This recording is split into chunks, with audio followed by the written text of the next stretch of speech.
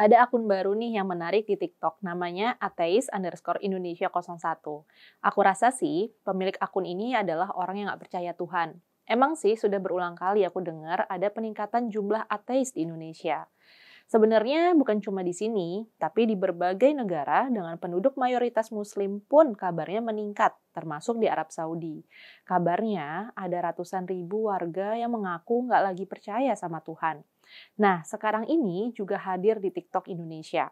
TikTok ini kan bisa dibilang salah satu platform media sosial paling populer di zaman sekarang. Isinya pun bukan lagi hanya musik, nari-nari, lucu-lucuan, atau cuman tips, tapi juga akun-akun politik dan filsafat. Jadi, kalau ateis Indonesia ini muncul di TikTok, konten-kontennya pasti bisa menjangkau masyarakat luas. Mungkin aja selain ateis Indonesia, ada pula akun-akun lain yang mengangkat masalah ateisme. Tapi kebetulan nih yang lewat dan mampir di akun aku ya ateis Indonesia ini. Sebelum lebih jauh, saya perlu menekankan ya, saya dan CSW tidak sedang mempromosikan ateisme Indonesia. Tapi terus terang, kehadirannya merupakan fenomena penting terkait demokrasi dan pluralisme di Indonesia. Kita tahu bahwa kaum ateis ada di masyarakat Indonesia, tapi selama ini ateisme tidak dibicarakan secara terbuka. Masih ada anggapan bahwa ateisme tabu dibicarakan. Bahkan ada anggapan ateisme adalah hal terlarang dan bisa dipidanakan di sini. Jadi sekarang kalau sampai ada sebuah akun tentang ateisme tampil di TikTok, ini tuh nunjukin semakin terbukanya dan semakin toleran bangsa Indonesia. Iya nggak sih? Gimana nih menurut kalian? Menarik sih sebenarnya konten-kontennya. Ada pemaparan tentang pandangan-pandangan yang mewakili kaum ateis.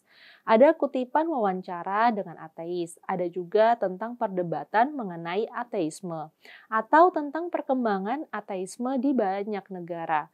Tapi juga ada joke atau sindiran soal agama. Nah, pembuatnya itu adalah seorang anak muda yang berpenampilan sederhana dan berbicara dengan sistematis soal ateisme. Yang dia tampilin bukan hanya monolog dirinya yang menjelaskan ateisme. Dia juga banyak merepost video-video dari akun-akun orang lain. Nih misalnya, dia ngangkat video di Gerakan Peace yang menggambarkan semakin banyaknya jumlah ateis di Arab Saudi. Konten-kontennya sih tergolong berani banget. Misalnya saja, ada sindiran pada malaikat Israfil yang dalam ajaran Islam dikenal sebagai malaikat yang meniup trompet di hari akhir. Nah, si host ini bilang, kalau begitu sebelum hari akhir, di sepanjang usia bumi, kerja malaikat Israfil cuma tidur-tiduran aja dong. Ini kan jahil ya. Dia juga nyindir malaikat Munkar dan Nangkir yang menurutnya perlu ikut les bahasa Inggris, Cina, Rusia, Vietnam supaya bisa mudah bertanya pada umat manusia di hari akhir yang datang dari latar belakang yang berbeda. Dalam salah satu video yang lain, dia juga mempertanyakan mengapa sih umat manusia percaya dengan kisah-kisah mukjizat di kitab suci yang nggak masuk akal seperti tentang nabi yang bisa bicara dengan binatang atau nabi yang bisa membelah laut. Menurutnya, akhirat, surga, dan neraka adalah khayalan yang tidak melandaskan diri pada bukti dan fakta. Kehidupan setelah kematian itu adalah kebohongan, katanya. Dia juga mengutip hasil penelitian yang menunjukkan berdoa tidak bisa menyembuhkan penyakit. Dalam salah satu video lain, dia mengajukan pertanyaan, mengapa sih Tuhan membiarkan terjadinya kejahatan kalau Tuhan memang maha kuasa untuk menghentikan kejahatan? Ada banyak lagi contoh-contoh lainnya. Tapi yang jelas, akun ini berusaha menantang kepercayaan banyak umat beragama yang selama ini nggak pernah dipertanyakan. Jadi, kalau menonton akun ateis Indonesia ini, kita harus siap-siap berpikir keras sih, dan no baper. Pertanyaannya, apakah secara hukum akun semacam ini diizinkan ada di Indonesia? Sebenarnya sih nggak ada hukum di Indonesia yang melarang ateisme.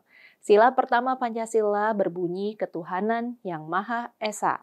Tapi itu kan nggak berarti semua warga harus percaya Tuhan.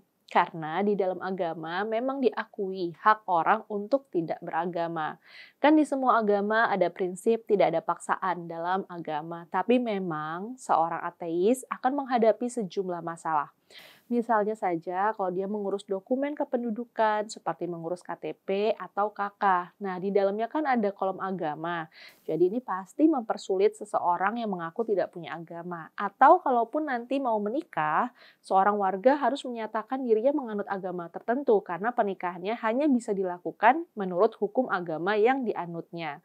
Tapi di sisi lain, KUHP kita memang memuat pasal yang mengatur soal ateisme. Dalam pasal 156A KUHP dikatakan bahwa seseorang warga dilarang melakukan tindakan yang bersifat permusuhan, penyalahgunaan, atau penodaan agama dengan maksud agar orang tidak menganut agama apapun. Dan sebelum ini sudah ada juga warga Indonesia yang masuk penjara setelah dituduh menyebarkan konten di Facebook yang dianggap menodai agama dengan maksud membuat orang menjadi ateis. Tahun 2012 tuh, seorang pria bernama Alexander dinyatakan bersalah dan harus mendekam di penjara karena mengunggah konten di Facebook. Aan memposting pernyataan Tuhan itu tidak ada. Dia juga mengunggah komik yang menggambarkan Nabi Muhammad meniduri budak perempuan. Dia dipenjara 2,5 tahun, tapi akhirnya hakim memutuskan Aan bersalah bukan karena menyebarkan ateismenya, tapi karena menyebarkan kebencian terhadap agama. Kita berharap pembuat akun ateisme Indonesia nggak mengalami nasib seperti Aan ya. Apa yang dilakukan ateisme Indonesia mungkin akan terasa mengganggu bagi pemeluk agama yang taat. Tapi apa yang dilakukannya bukanlah sebuah kejahatan yang layak dihukum pidana. Iya nggak sih? Saya, Rizka Putri Abner, undur diri.